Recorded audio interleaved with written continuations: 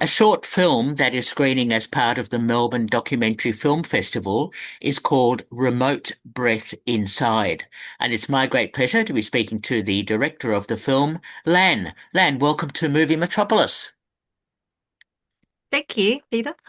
Good to talk to you. Now, this is such an intriguing film about the Hmong culture in China, I think it is. Tell me more about how this film came about.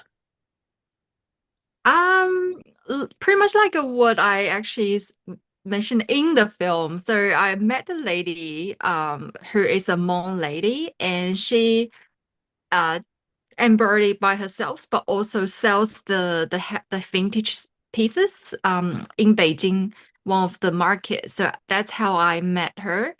So at that point, I didn't really I was attracted to the pieces because it was actually very quite unique, even for Chinese.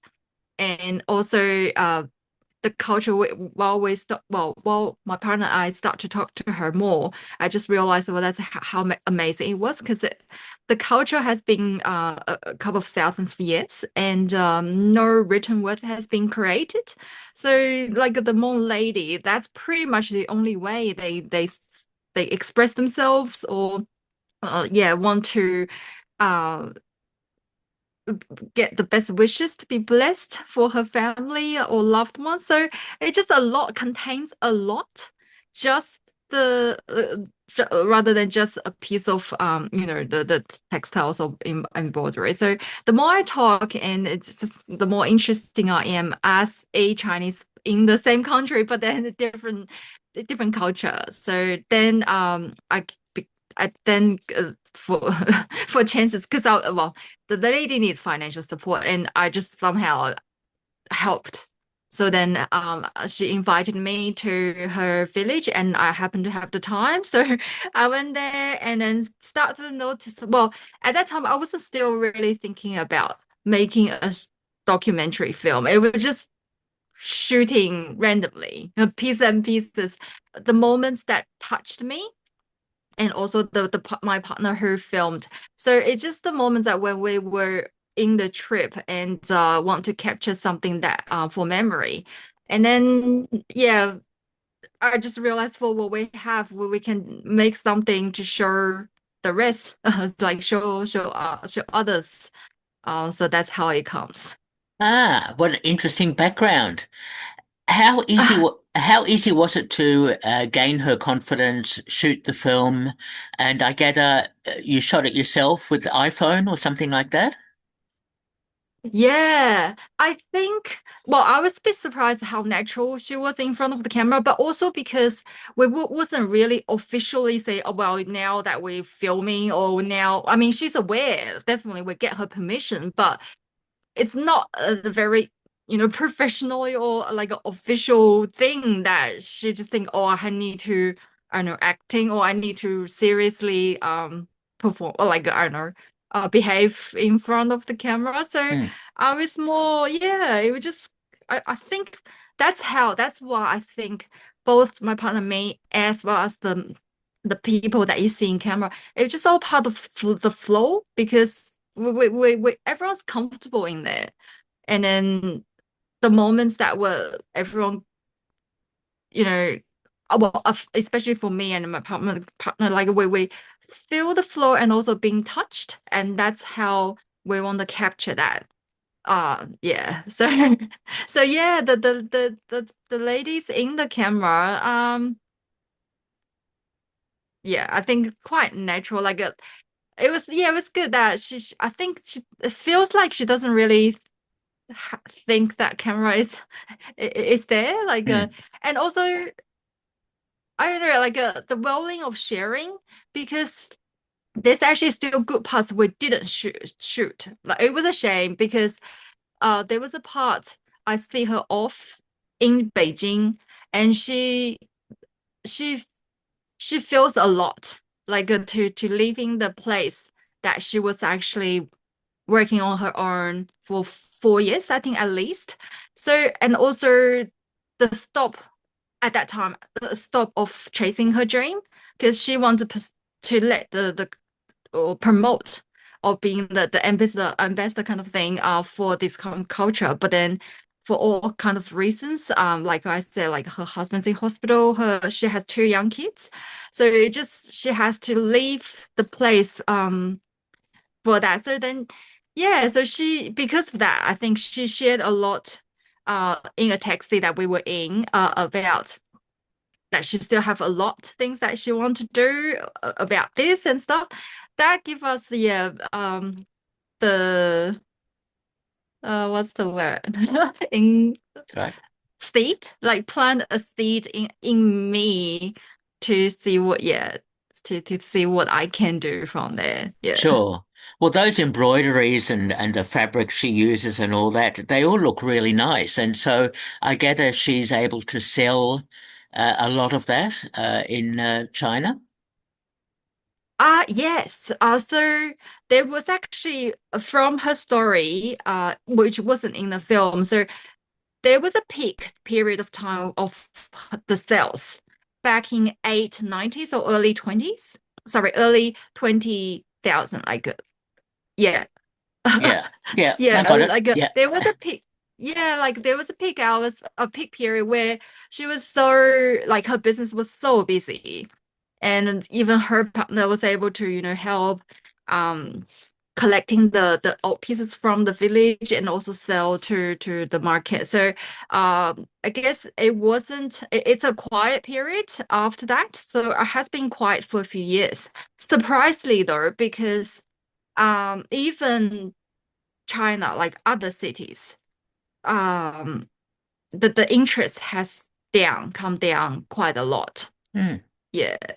Okay. I think because for the city people, I think there's so many to chase for even other countries, Western countries, there are a lot of things for them to be attracted. So then those, vintage kind of style and also still a minority nationality in China, yeah, I don't know. It just doesn't really call much attention from people. Yeah. No. Okay. No, I understand. Tell me, we hear sometimes particular cultures in China don't exist in a very happy sort of way. Are the Mm. Hmong people okay? Are they comfortable in China? They're comfortable. In a way, it's good in a way, I have to say, because their living conditions and things like that are improving because I have to say like because of government. So they yeah, so because my partner went back and also other minority nationality after that. So he felt like yeah, like he personally even lived in a very how do I say like very old Hmm. building, but no one has lived there. Yeah. Like how do I explain? Like he tried to find the path that where they've been through. So and he noticed even when I was there filming the one that you watched, people have been moving to a well-built uh new village. But then another way, if you're talking about happiness, I'm not sure and I don't think so. I personally don't think so. Okay. Because they've lost the way they've been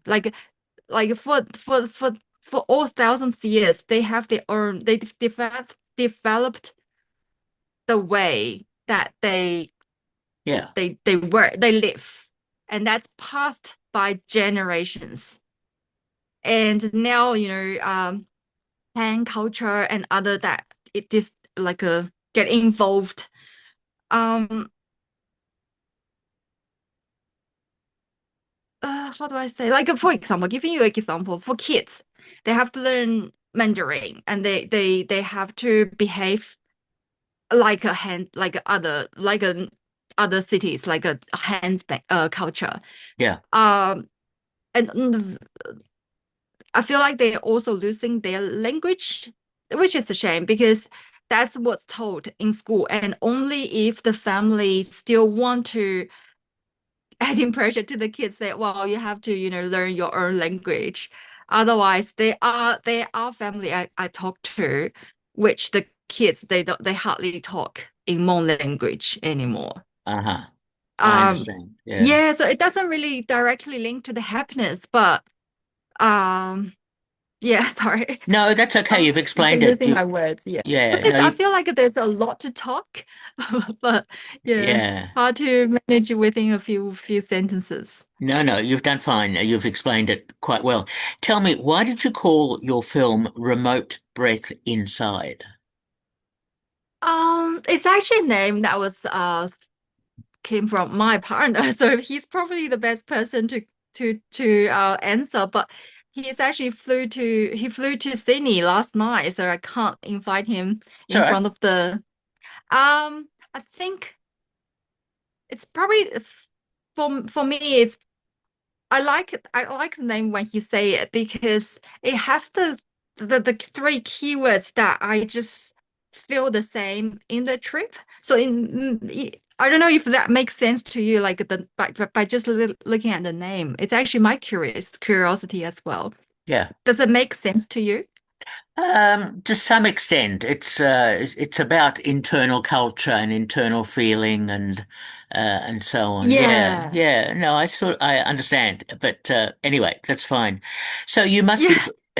you must be very pleased that the film has been selected for the Melbourne Documentary Film Festival.